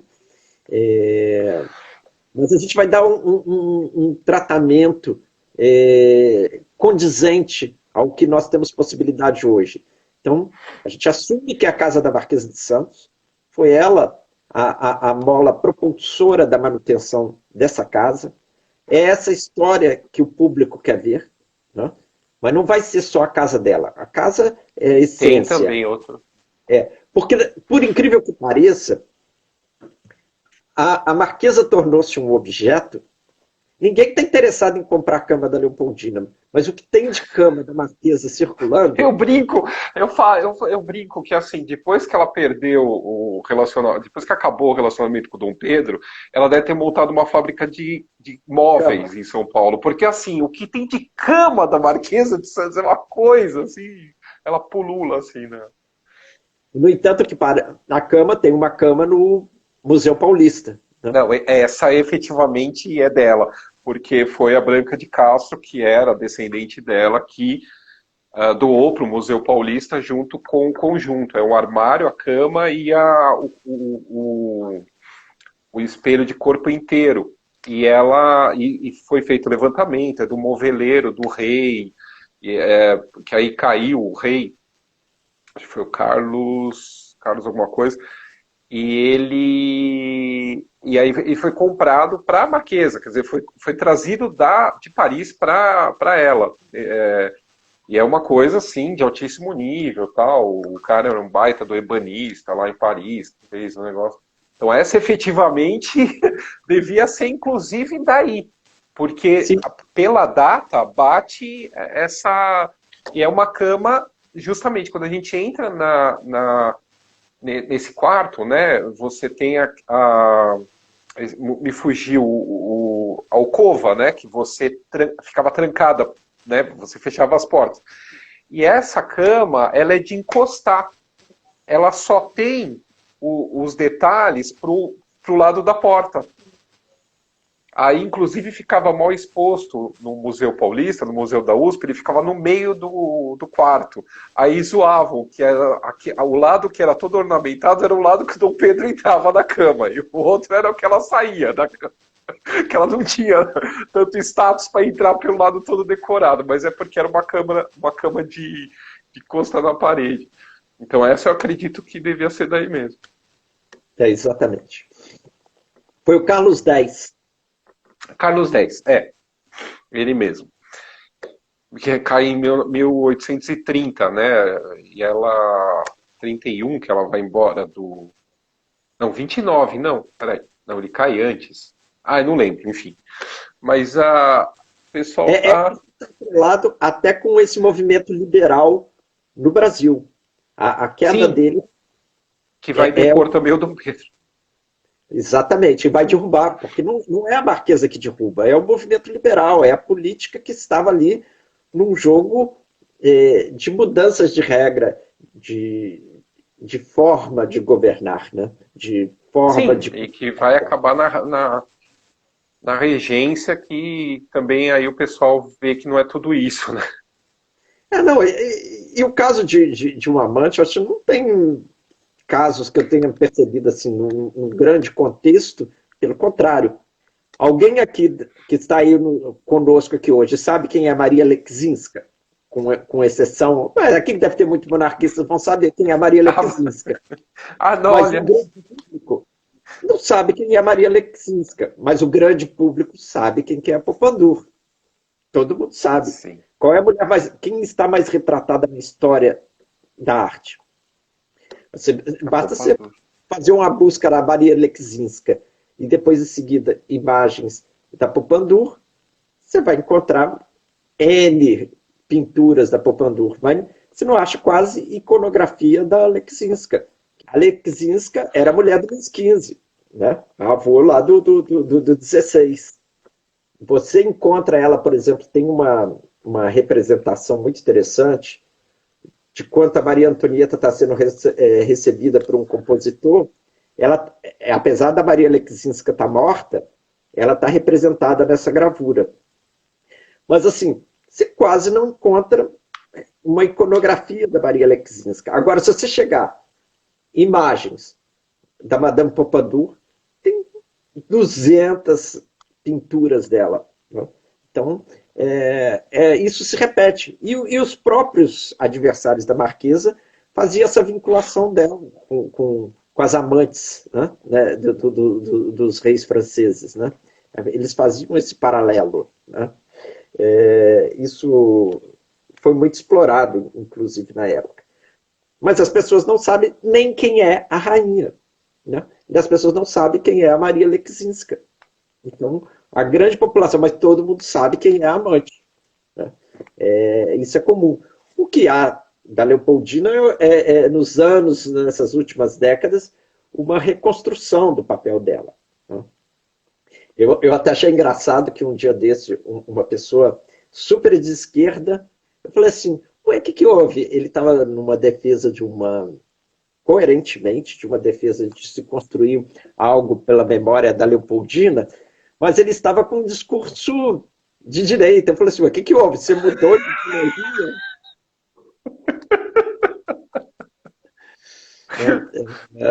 Então, essas questões que são estimulantes, né, nesse debate. Mas essa questão do Palácio da Rainha, isso vai ser explorado também na questão da Casa da Marquesa, porque é uma parte da história da casa. Então, eu fiz um artigo quando eu desenvolvi esse projeto, nesse programa de pós-graduação, justamente um dos capítulos é justamente essa questão do Palácio da Rainha, das histórias, da reação dos liberais, da oposição do beijamão da Maria II Casa, ou seja, durante um largo período, pelo menos até 1934, as pessoas se referiam à Casa da Marquesa dos Santos como Palácio da Rainha. Tem as contas, as despesas, e a própria... Mas é engraçado que isso, na memória do povo, não depois existe. eu encontrei vários anúncios em jornais, assim, década de 30, década de 1840, 1850, que falava assim, na Rua da Marquesa de Santos, tem até uma referência de local, porque era um local da casa. Então acaba ficando essa coisa da rua onde a Marquesa de Santos tinha o palacete, quer dizer, tantos anos depois que ela não morava mais no Rio, ainda tinha essa vinculação. Ninguém falava da rainha, falava da casa, da rua onde tinha a Marquesa de Santos morava. Tem gente aqui perguntando várias coisas. A conclusão de obra não há uma previsão, mas a previsão é da abertura em 2022, né, no bicentenário da independência, como o Douglas comentou. Agora estão perguntando a respeito se é verdade o tal do túnel que ligava a Quinta à casa da Marquesa de Santos. Bom, nunca existiu. Nunca teve túnel. Não adianta falar. Não adianta. Que alguém, em algum momento, resolveu iludir as pessoas como uma novela da Globo, como Novo Mundo. E aí criou um cenário. Trataram o público como idiota. Ou seja, aquilo lá devia ser uma geladeira, algum processo que se aproveitava o espaço. E aí, num discurso museográfico, utilizaram espelhos, mas o que reflete ali, aquelas escadas, na realidade são espelhos que pegam a imagem da escada que dá acesso ao salão e reflete, aí a pessoa pensa que aquilo ali é um túnel. Mas nunca existiu túnel. Inclusive, na Quinta da Boa Vista, foi realizada uma prospecção enorme, com as técnicas mais apuradas. Não existia túnel nenhum, nem na Casa da Marquesa, nem na Quinta. A Quinta tinha corredores, que era uma espécie de túnel, de acesso à cozinha. Que ficava fora. Do prédio. Né? Então, era uma escada em formato quase que de túnel que dava acesso à cozinha, ao palácio. Mas, além disso, foram feitas prospecções com tecnologias, nunca existiu. Então, Pedro, quando precisava ir rápido, ia a cavalo, ou ia de carruagem, o que for. Existe uma carta que ele fala de abertura. Ele manda, tem umas 2 cartas que ele menciona uma abertura. Mas era a porta, mande fazer a porta, mande fazer o portão, uma coisa assim, era uma abertura entre as propriedades, devia ser para ele poder entrar por dentro, não pela rua, eu acho. Mas nunca teve essa coisa. Fora que aquilo lá era um alagadiço, né? Você vai começar a cavar muito lá, vai começar a brotar água, né? Tinha que ter um corredor, tinha que ter um túnel com escafandro, né? Junto, para a pessoa não morrer afogada. É porque ali então, é porque as pessoas não conseguem. É como o anacronismo nessa relação, mas é também na geolocalização do Rio. A praia de São Cristóvão estava muito próxima ali. E a chácara ia da rua São Cristóvão até a outra rua e até os fundos ao Rio Joana. É uma propriedade grande. E existia um jardim. Estão também perguntando se você sabe onde ela ficava antes da construção da casa. Primeiro ela morava lá na antiga, na região hoje do Estácio, e depois ela vai para casa, que era na rua de São Cristóvão mesmo, que era uma outra propriedade dela, que é onde está localizado o Morro dos Breves, né, que é em frente à casa, cujos fundos da casa dá em frente à casa atual. Ou seja, você pode ver isso, não sei quem viu as correspondências, ela está morando numa casa e está visitando a obra. Porque ela estava morando nessa casa dela, da rua São Cristóvão, que vai ser vendida ao Velho Breves, na partida dela para São Paulo, cujo navio, inclusive, vai levar as coisas dela para São Paulo. Ela freta uma escuna, ela é tão pouca coisa que ela... Aconteciam. Que era uma escuna. Nossa, eu falei que ninguém estava fazendo pergunta, agora simplesmente não dá para filtrar uma aqui. Há um monte de gente que odeia a Marquesa, mas até aí, beleza, isso daí era o esperado. Vamos ver o que mais aqui.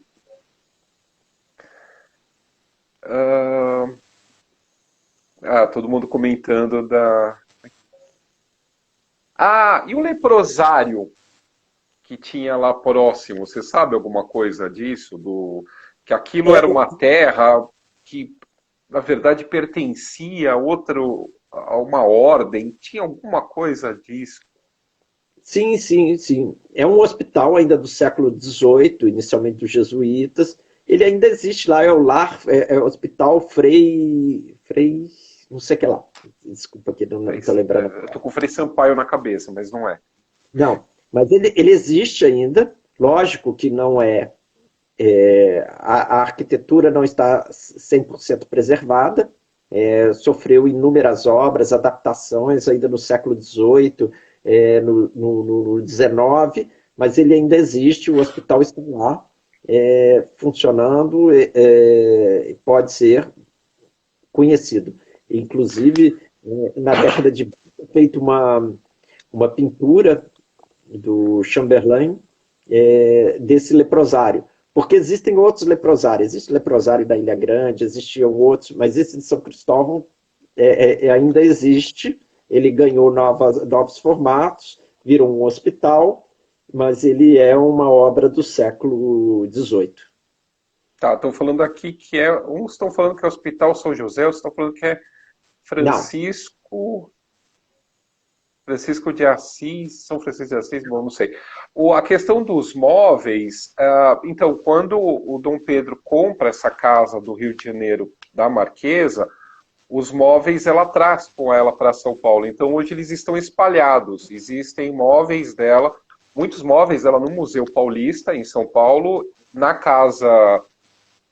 no Museu da Casa Brasileira, em vários locais, ainda tem coisas com a própria família, de vez em quando aparece alguma coisa em leilão e tal, mas não há, de nenhum desses imóveis que ela habitou, tanto em São Paulo quanto no Rio de Janeiro, não há, pelo menos em São Paulo, eu não sei se dentro do que era o antigo Museu do Primeiro Reinado havia algum móvel da Marquesa, eu desconheço, mas atualmente não há nada nem em São Paulo e nem na própria casa, que a casa está fechada, tá para restauro. Bom, Douglas, eu já ocupei bastante, eu acho, teu tempo. E eu queria agradecer, você quer falar mais alguma coisa, algumas considerações finais a respeito dessas mulheres aqui na história do Brasil? sim, posso fazer. Só em relação aos móveis, é importante ressaltar que ainda existe mobiliário, existe retrato, existe ainda objetos que estão ainda na família. Existem objetos da Marquesa que estão, por exemplo, que foram expostos no Museu do Primeiro Reinado, mas eram cedidos. Quando o museu foi criado, pouca coisa havia da própria Marquesa. Muitos objetos eram emprestados do Museu Histórico Nacional, do Museu Imperial, de outras instituições que estavam lá por empréstimo, por cessão. Então, se você vê as taças que estavam lá no Museu do Primeiro Reinado, eram do Museu Imperial. Mesmo assim, os museus, às vezes, grandes museus, têm obras que são comodatos, né, que são de terceiros. É o caso, por exemplo, do Tozão de Ouro, que estava no Museu Imperial. Ele não era do Museu Imperial, ele estava lá em comodato. Né? Depois ele participou de um leilão.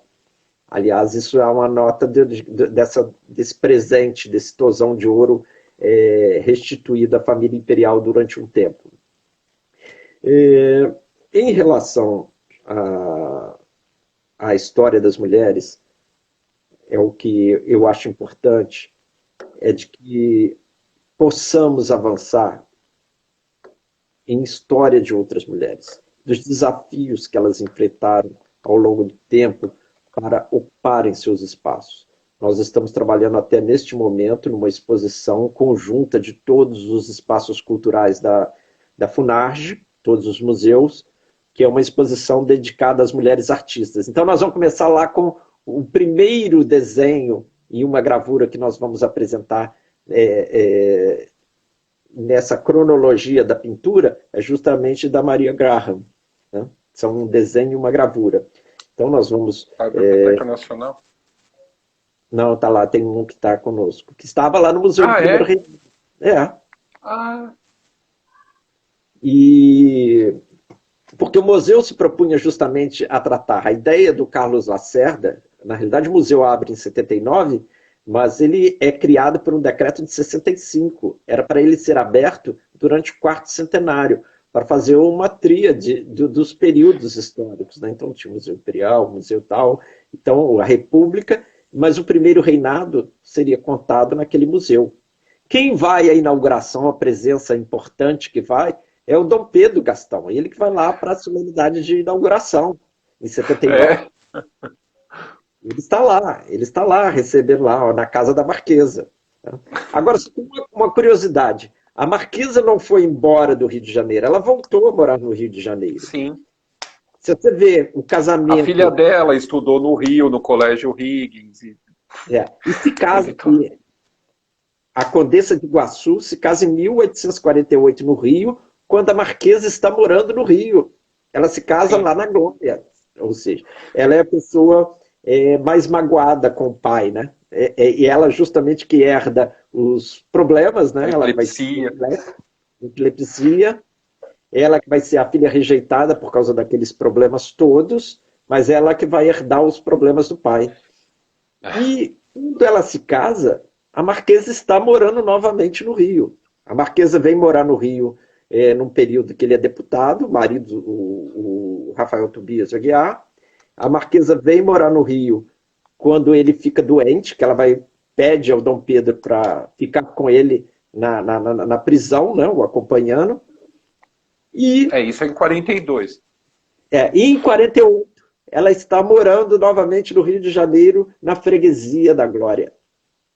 Ou seja, no mesmo bairro que morava a sua irmã, que também dizem ter sido uma das pessoas que construiu essa disputa, a má imagem da irmã, né, da Sorocaba. Mas ela está morando no mesmo bairro que a irmã. Ela está morando na Freguesia da Glória. E é lá que a Condessa de Iguaçu se casa, que é a responsável por colocar todas essas cartas, toda essa história num troco ao pai, né? O pai que não a relegou. Na verdade, ela foi muito tonta. Ela emprestou essas cartas para várias pessoas em São Paulo. E aí o que aconteceu? Ela morre em 1896. E o Júlio Ribeiro, que tinha sido um dos republicanos e tal, que tinha pego essas cartas, ele espera ela morrer para lançar o primeiro livro com as cartas. Então ela morre em setembro de 96. Em novembro de 96 sai o livro. Ele estava já com o livro pronto esperando ela morrer. E aí vira uma grande propaganda antimonarquista. O livro é em si uma propaganda antimonarquista. E aí depois o resto da família vai vender isso em Paris. Por isso que o lote que eu encontrei das 94 cartas em Nova York foram vendidas para o Chandenan, em Paris, que vendeu para o Hauserman, que daí vendeu para o Huntington, da Hispanic Society of America. E o Chandenan era o livreiro baita do livreiro que era o livreiro da família Prado, do Barão do Rio Branco. E, quer dizer, ainda continuava essa questão aristocrática, né, até mesmo dos fornecedores. Mas então, muito obrigado.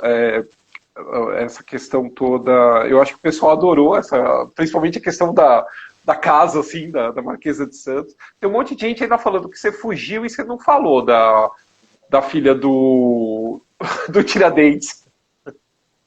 Não, é porque realmente essa parte da história, eu tenho pouco a acrescentar da existência.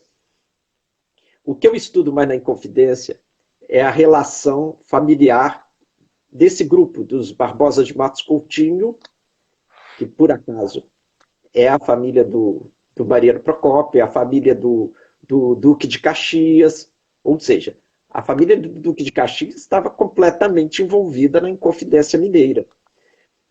Mas o que eu trabalhei foi a partir da história da Hipólita. O que eu escolhi de ponto focal foi esse. Então, e, lógico, a outra história é sobre os Barbosa de Matos Coutinho e a sua participação, que entre o Antônio de Oliveira Lopes, o irmão dele, o Domingos Vidal Barbosa Lage, o Aires Gomes. Então foi essa interlocução. Quanto ao Tiradentes, como já tem muitos biógrafos, eu não encontrei nada de novo que eu pudesse me dedicar a isso. O que me interessa na história é o lado que não está exposto, que não está sendo trabalhado. É uma revisão, é uma reinserção de um personagem na história. E é por isso até que parte da minha pesquisa é dedicada às mulheres que têm essa invisibilidade ao longo da história. Então, a gente entender o real papel delas, entender o discurso, às vezes, quando se encontra um documento. Tem uma personagem fabulosa, que chama Maria Antônia Claudiana Dias Tostes. Em 78, ela era uma mulher da política liberal. O marido dela foi chefe da Revolução Liberal de 1842. E ela diz, e o pai dela era um homem conservador. O cunhado dela foi o homem que deu a vitória ao Caxias, porque era um engenheiro alemão que, com a estratégia, a pedido do sogro, do tal Antônio Dias Tostes, eles estão numa articulação pelo lado conservador. Mas essa Maria Antônia, ela faz um depoimento em 1878, em que ela, não sendo eleitora, não sendo política, ela diz na entrevista em 1878 que ela exercia a política e o poder político através dos seus maridos. Ou seja, ela quis dizer que ela mandava nos maridos, e a gente sabe da história dos bastidores. Ou seja, ela encontrou uma forma para exercer o seu papel, impor a sua decisão, a sua ideologia, mas ela não podia votar, mas ela atuava pelo marido. É isso que eu gosto, é isso que está nos bastidores, que não está na história. Eu tenho um texto publicado numa revista da CAPES, né? Enfim, numa revista acadêmica, que eu trato de uma carta da Marquesa de Santos pro marido da filha dela, da última filha dela, o Conde de Iguaçu, que era semanário no paço do Dom Pedro II. Então, pela carta da Marquesa para o genro, ela conta todos os bastidores da política de São Paulo para o imperador, para o segundo imperador do Brasil. Então, quer dizer, ela continuava, mesmo no segundo reinado, mantendo o palácio informado a respeito da movimentação dos conservadores da cidade de São Paulo. Então, quer dizer, não era só a questão de ser amante, era a questão de exercer a política. E como que ela fazia isso agora? Com o genro enfiado dentro do palácio. Quer dizer, ela nunca saiu dessa relação, né? É bem interessante a gente ver que não é tudo superficial, não é só era amante e fica por isso mesmo, né? Como você disse, tem o matar e morrer da política, né? E elas também acabaram participando disso, né? Bom, Douglas, muito obrigado. O pessoal que amou você, vou ter que te chamar de novo agora. Então, quem sabe em setembro a gente conversa de novo. Obrigado, muito obrigado mesmo. E tomara que dê tudo certo aí, que a gente vá cobrir essa exposição aí em 2022, mostrar para o pessoal do meu canal essas maravilhas aí que você está aprontando aí no Rio de Janeiro. Isso aí. Vamos lá. Tá bom? Então tá bom. Obrigado, pessoal. Obrigado todo mundo. Ó, tá todo mundo chegando. Ah, a Ângela Moliterno também está aqui. Ela é uma ex-diretora da Casa da Marquesa também. Tem um monte de gente aqui que está assistindo a gente aí do Rio. Então tá bom, Douglas. Muito obrigado. Obrigado mesmo, viu?